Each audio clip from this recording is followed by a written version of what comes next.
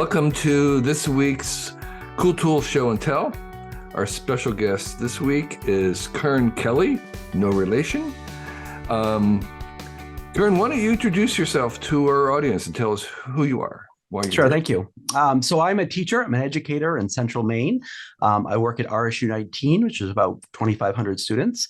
This is one of my hats I wear. One of the other hats I wear before COVID, I would do contracting for Google Education to do workshops around the world. So I do presentations and workshops, and for education purposes, typically bringing my students with me.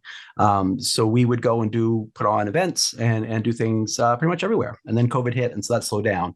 And now we're doing that virtually. And workshops about what? What are you teaching or learning in the workshops? Yep. So typically I'd have my students teaching other school students. So we do presentations on technology. So it might be on 3D printing or coding or designing or graphic design or you name the content. We talk to the schools what they needed. And then we would build my kids. And my kind of philosophy is teaching to learn. So The idea is when you teach something, you learn something better. Absolutely. It's one of the best ways to learn is to try and teach it. Exactly. That's basically what writing is in some ways. Yeah. I take assignments from Wired because I want to learn about it. And that business of having to write it out, oh my gosh, it's so devastating because I realize I don't really know what I'm talking about. No, for sure. It's why I'm in a teacher role for the last 2 decades, because I get the opportunity to learn about things I never knew existed, right? So my day is literally filled with, one minute I'm working on drones, next minute I'm working on, coding, next minute I'm working on video production, and like literally throughout the day, it could be anything. And for me, that's just a dream. I really get to work with a lot of different topics. So.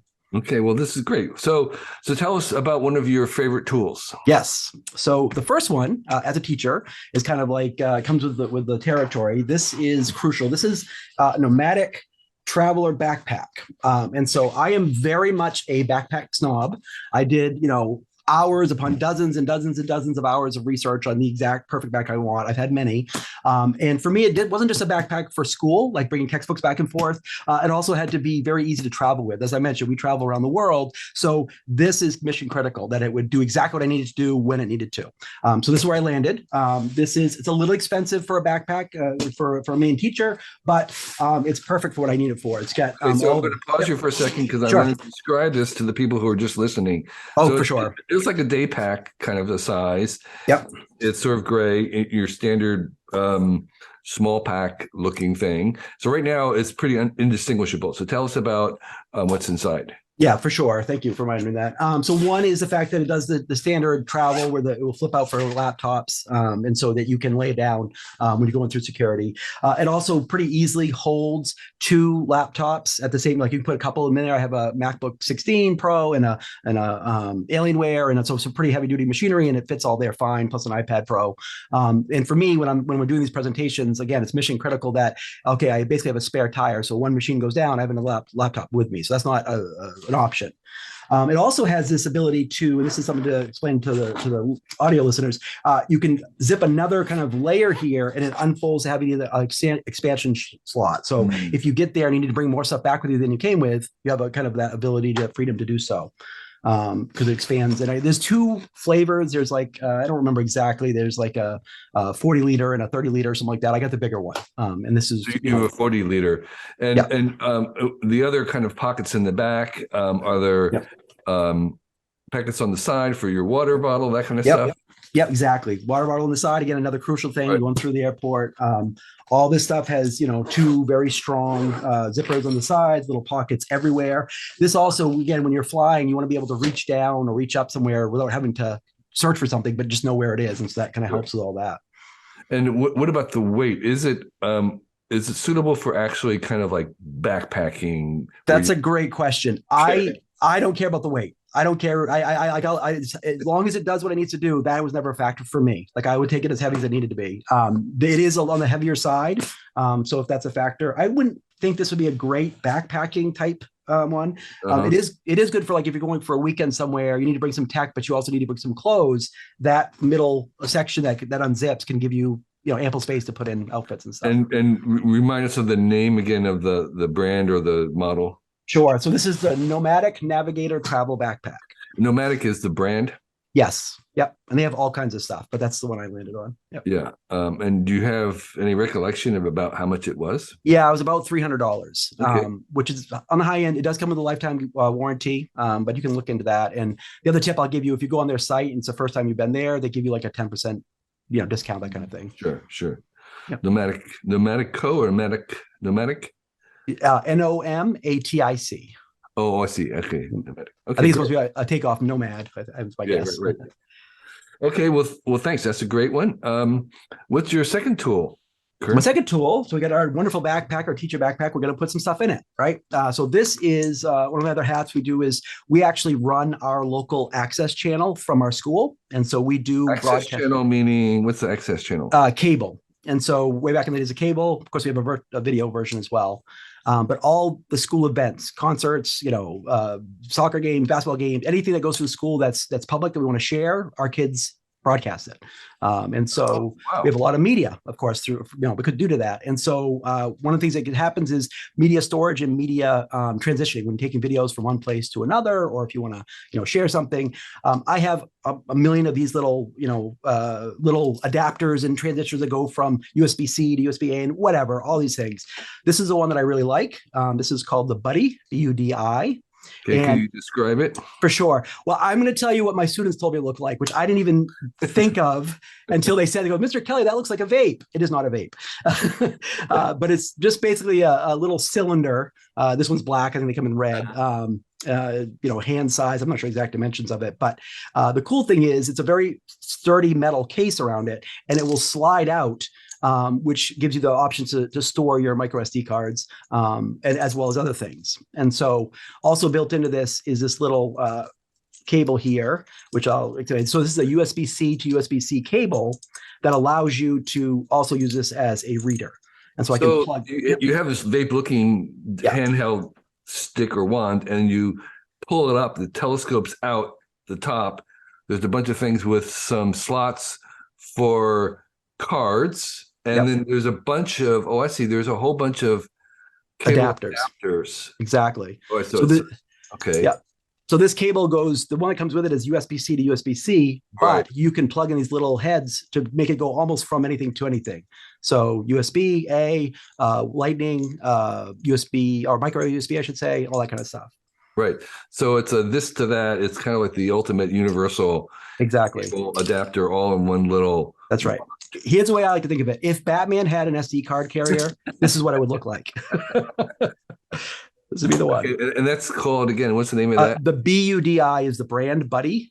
Okay. And I don't know what the actual name of the, actually I can look real quick. Yeah, well, we'll get that. I think you might have put that in our notes here. So the Budi, universal cable SD adapter. card holder and adapter. Yeah, that's fantastic. Okay, great. So that's in your backpack. That's in my backpack, exactly. And that's literally all the stuff that's in my backpack or stuff like that. I'm always looking for how can I minimize and efficiency. And, the big thing now is, of course, the GAN chargers. So that helped a lot. So you don't have to have quite as many cables and all this kind of thing. Yeah. Okay. All right. So on to the third tool. So my third tool is the Root iRobot. Okay. So you at home listening, think of a Roomba, about half the size of a Roomba, maybe a small dinner plate, for your whiteboard. Yes. And so I have one right behind me. I'm going to expand my view here. And I know this won't help the so you have a whiteboard behind you, and this is a little kind of a big puck. It's sort of like a small saucer diameter, but it's thicker. It's got an inch and a half thickness to it. And this is you code it, you program whatever you want to do. And could so be an eraser bot. Yes. Yep. Okay. Yep. So obviously the two hats I wear with that, I'm excited about this. One is the teacher in me, of course. I did it. It's not super fast. So I did one ahead of time. So I made a little Venn diagram with it. You can see what it would look like. And I can really quickly, again, this won't help your audience at home, but you connect to it through Bluetooth. And you have your own little free coding. It's a little web-based coding, little blocky coding. And so once it's connected, we'll let it run. So right now, this little robot is magnetized, going on a vertical whiteboard. That's right. As And you line can drawing. say, I want a circle, right? And so it would go through and drive around and it would do a circle. Or in this case, is it doing like a Roomba? Is just doing a random traverse of it? Yeah, so it's a couple things. You can also, there's also buttons on it. So you can program this front piece, the very front bumper. So you could say, if you bump into something, stop. Right. So it wouldn't, go off. Oh, here we go. Okay, so I'm not sure. I think I have the Venn diagram again. I'll hit play here. So I'm hitting play, and behind me, this whiteboard. This should move in a second here. There it goes. And so the little marker will go down, the little dry erase marker, and it will start drawing whatever you programmed it to draw. Oh, it's drawing it. Yes. You also can erase. Okay. All right. You can do both. Yeah, you have the choice in the code to say, I want you to draw something or I want you to erase it. Like we actually code two different things. One is to draw the original Venn diagram, and the second one is to erase the Venn diagram, basically. Okay. I was kind of imagining that it was do a random Roomba. Gotcha. Oh, I see what you're saying. Just everywhere. No, yeah. What I would do in that case, if I was going to do that, I'm going to grab it. If I was going to do that, I would put it in the corner. Say, so I always know it's in one corner. Say, just go back and forth, 20 times, whatever. Right. It's all blocky coding.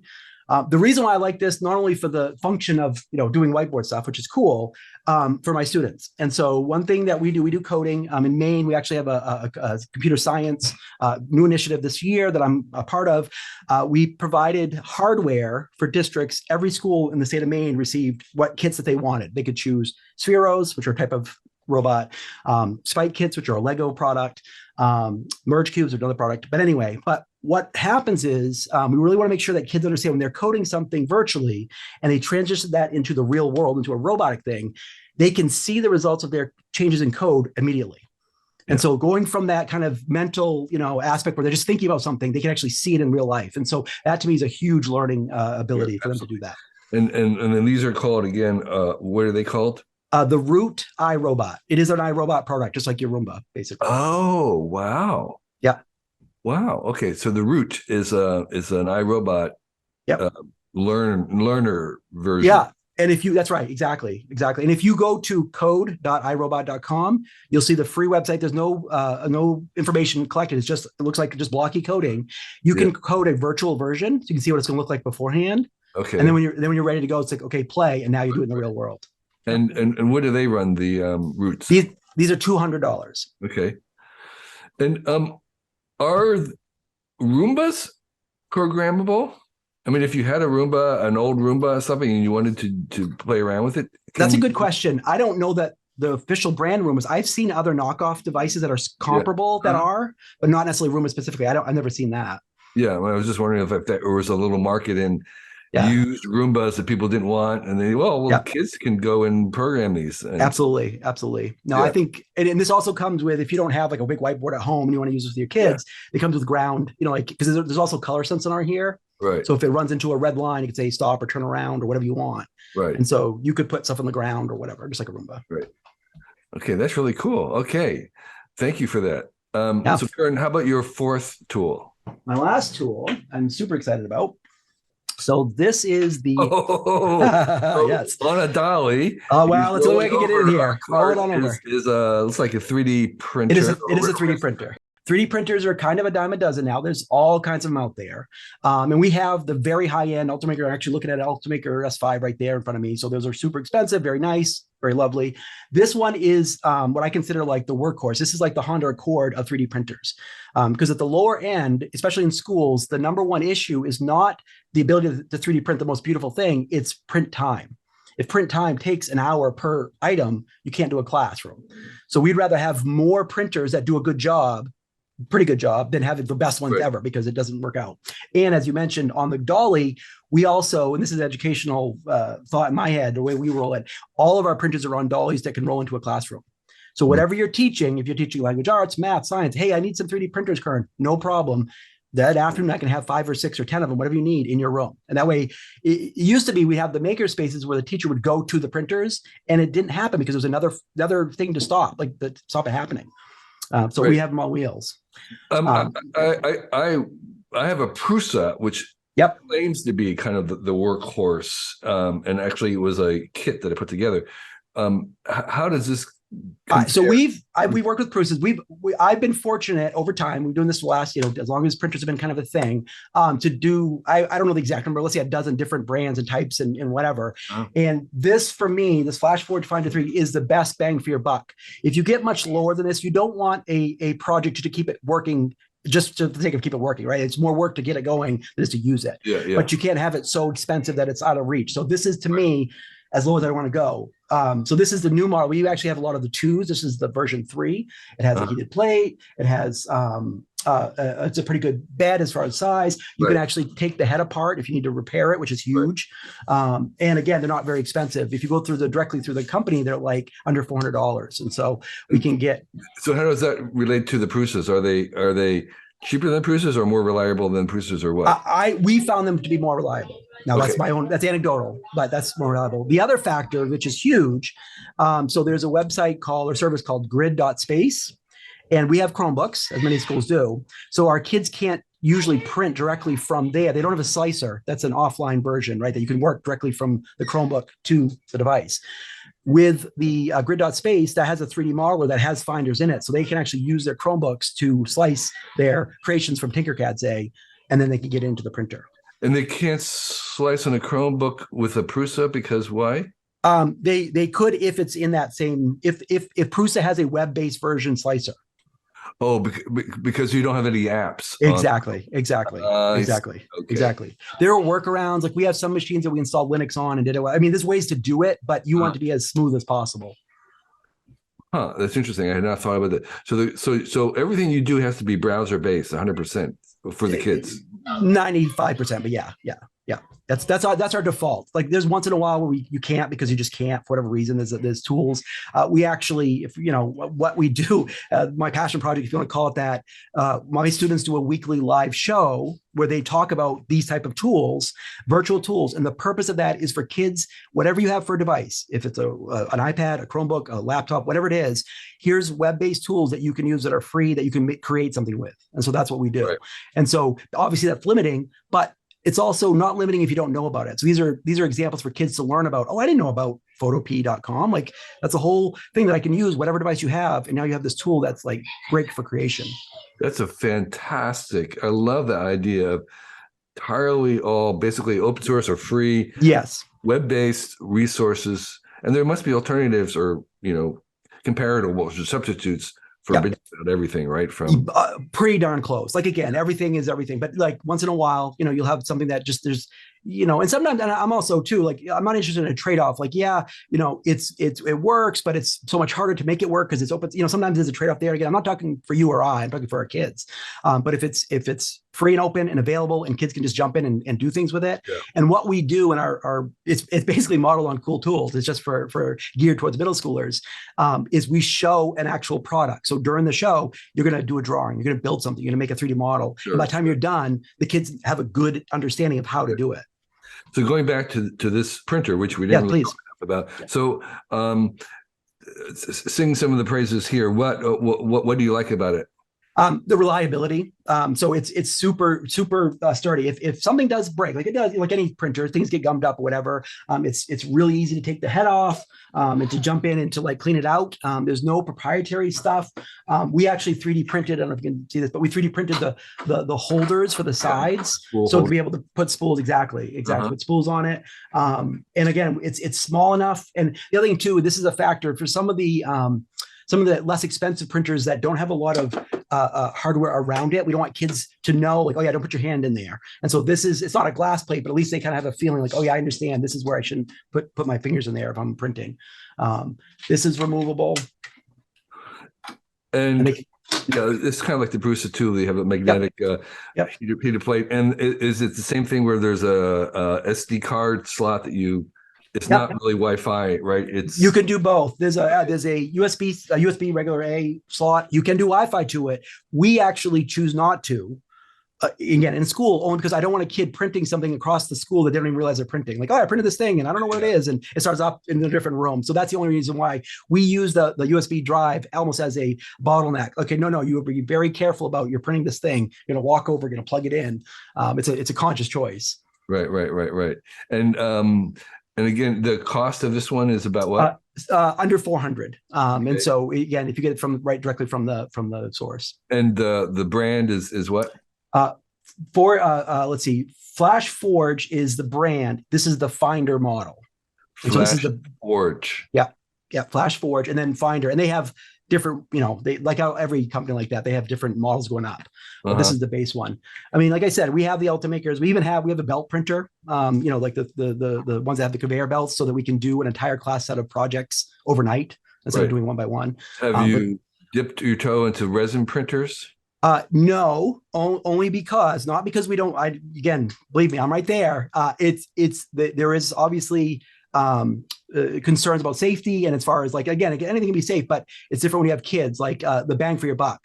I will say, and this is again my own opinion here, if I'm in a classroom and I want to get STEM type of things going with kids to get them excited about stuff, few things you get for as little expensive as it is a 3D printer. You roll that in, everybody's excited.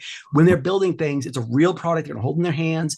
All the problems you would have with everything else, but they're doing it in real time. So we've looked at resin printers. I actually had one in the car at one point in my budget. I'm like, I'm not ready for that yet with my kids. So yeah. And what about like laser cutters? We've got them. Yep. So we've got big, huge laser cutters. The GX, I have to look at the model, or GCC 400. Okay.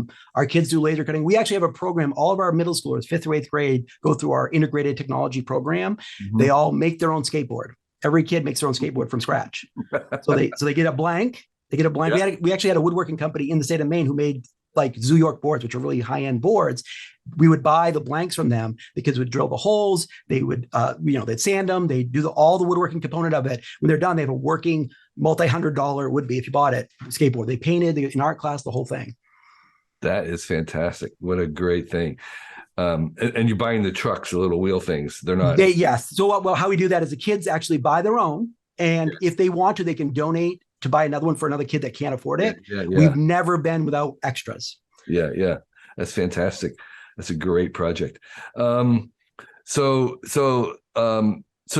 mean, I don't know if you have another passion project beyond this. Well, I'll tell you, the big thing for me, obviously, is the SLAM show, which SLAM stands for Student Leadership Ambassadors of Maine. What happened is pre-COVID, the DOE, Department of Education, I talk with we've had one-to-one laptops in the state of Maine for about 20 years. Angus King started this program. It's MLTI, which is Maine Learning Technology Initiative, about 20 years ago. And so every 7th and 8th grade in the entire state and their teachers had a laptop. This was way back when. Like now, that's not a big deal, but back then that was like revolutionary. And you say have a laptop, meaning that they have a laptop of their own, or just a laptop that was assigned to them? No. Each student, every 7th and 8th grader, and their teachers had their own machine or their own MacBook. Like every one of them. Yeah.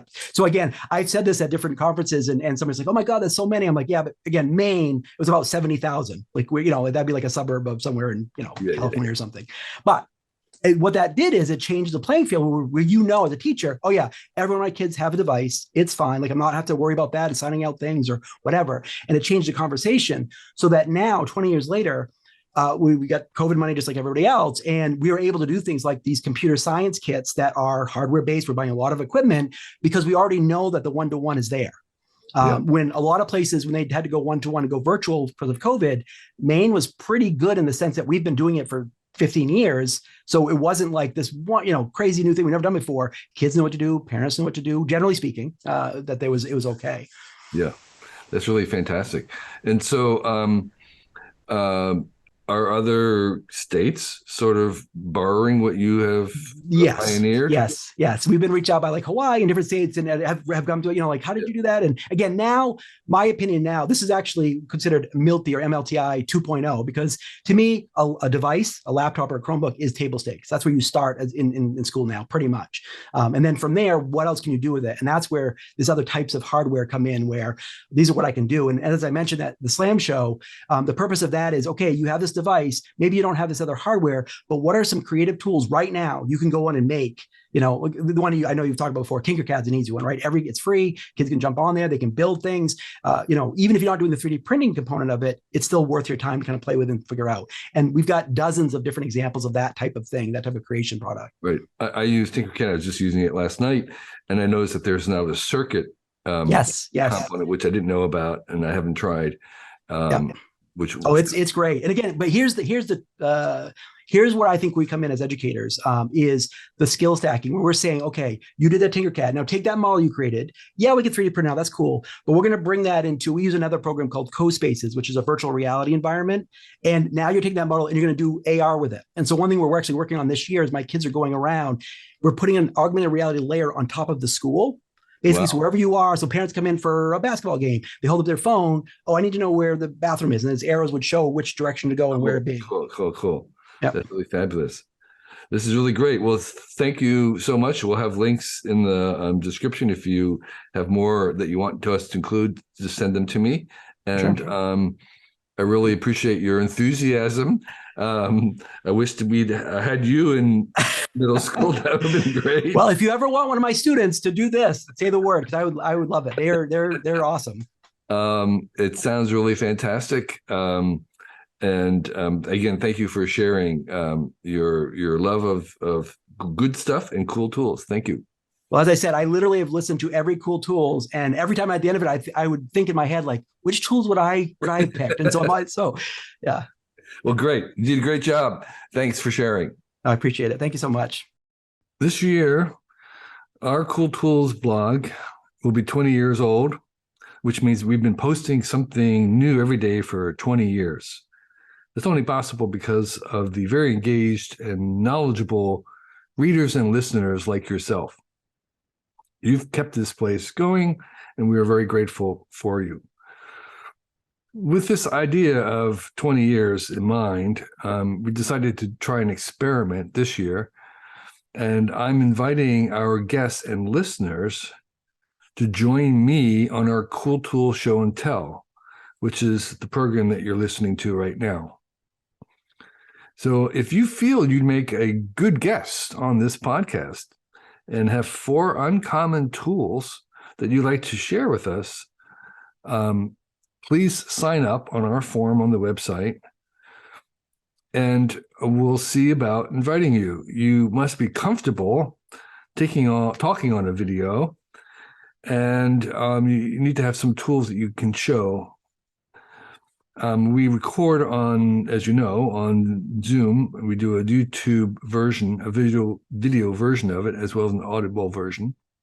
Fill out the form if you're interested, and list your 4 cool tools, and we'll see if there's a good fit.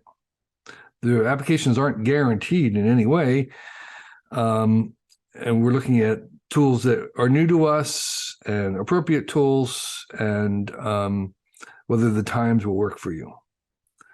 So we're really interested in hearing from people all over the world, not just in the US, although the tools have to be available online, easily available online. And if you are a longtime listener, you kind of know what the definition of our tools are. They're very broad. They can be anything that's handy, from something in the kitchen to something you use to travel, to a workshop, to something professional that we may not know about. We're really interested in things that we don't know anything about. So this is an open invitation. We'll give it a try. If you think you make a good guest for this podcast, fill out the form. There'll be a link somewhere on our website, and we look forward to chatting with you. Thank you.